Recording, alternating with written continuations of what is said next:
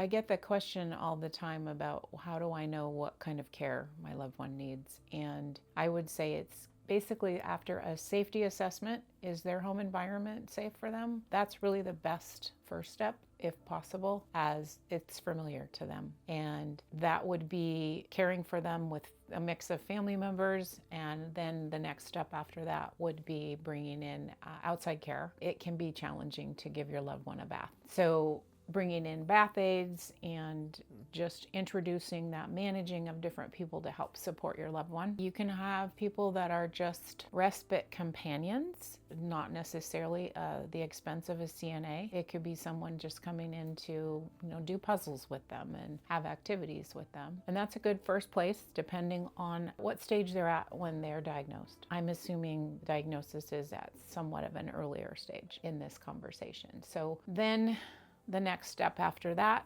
after navigating all of that with your team family, then seeing what local resources there are that are local to you. And I love the environments of adult family homes as a first step because that's typically a smaller community, typically family run. So it's an actual physical house where they have a certain number of patients that they can have. And in many cases, those are also covered under any number of medical resources for payment, if that's what you're looking at. And that adult family home is typically family run, so there's less turnover and it's easier for your loved one to identify. And then the next step after that, many people do assisted living with the memory filter. So it could be assisted living where they have their own apartment and are somewhat supervised. Beyond that, it gets into more of a conventional controlled environment. I encourage families to stay at those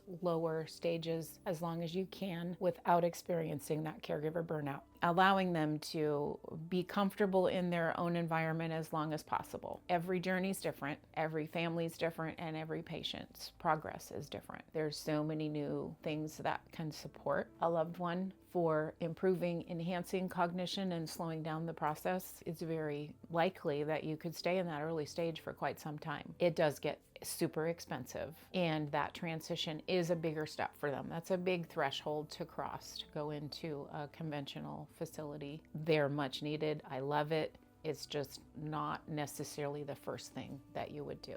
One of the things to consider in any situation is what is the safety of that environment? Are there a lot of stairs? Are they living alone? Are they living with a loved one so that they are actually supervised in their day-to-day? They could still be driving to the grocery store themselves, and what kind of risks are there in that? Very common for people to get lost. So it's a home assessment, and that's something that I provide as a consultant, and there are many resources that do that. And there are placement agencies that can help decide what is the right time for you to transition to either needing more in-home care. You can very realistically provide full-time care and still keep your loved one at home. There are resources for that. Many of us do not want to leave our home.